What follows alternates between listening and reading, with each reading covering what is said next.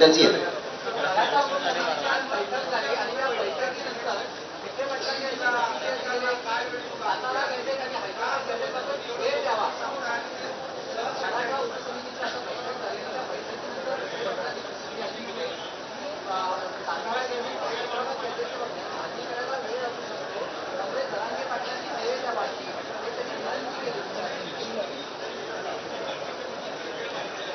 कशासाठी वेळ पाहिजे? कशाची झाली? नोंदणीची 13 महिने काय केलं? मग बजेट तळीले काय? असं नसतं, वेळ काढू पण आहे.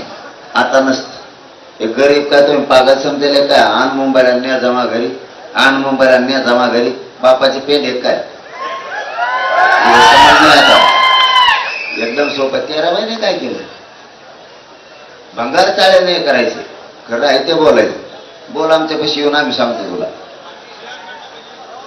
जे आर काढून मला अंमलबजावणी पाहिजे, ते पण प्रक्रिया कायद्याच्या सगळ्या. तुम्हाला त्या सगळ्या प्रक्रिया पार कराव्या लागणार आहेत. मागासवर्ग आयोगाकड, शिंदे समितीकड सरकारला आवाज स्वीकारावा लागेल. वेळ पडली कॅबिनेटच्या हातात जर हे विषय नसेल, यांना विशेष अधिवेशन बोलावं लागणार आहे तेवढ्यासाठी. कारण प्रक्रिया लहान नाहीये आणि ही घडून आणावं लागणार.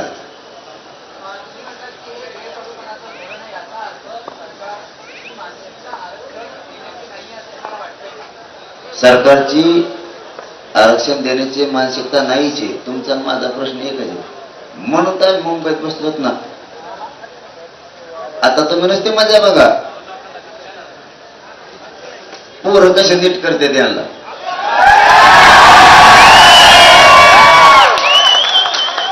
आणखी तर शनिवारी रविवारी पुढच्या आमचे पुरेच येणार आहेत. हे तरी पोट्टे पोट्टे येत हे ऐकत येत. एकदा जर आमचे धोत्र आले ना, धोत्र कोणालाच मोजित नाही. ते कोणाला बी त्यांच्या धोत्रात घ्यायला पाहिजे. मंदिरात सुद्धा धोत्रात घेतो. आपण कधी खोटं बोलत नाही आणि मी जे बोलतो ते राज्यात करतो. पुढच्या शनिवार रविवारी बघा तुम्ही, तिकडचा आमचा सगळ्यात मेन माल यायचा राहिला. आणखी मेन माल कशी हागल लावते याला तुम्ही नुसती मजा बघा.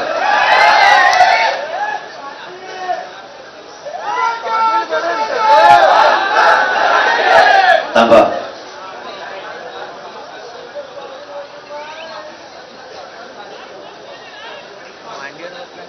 नाही, सरसकटची मागणी बदलली नाही. तुम्ही कन्फ्युजन करू नका.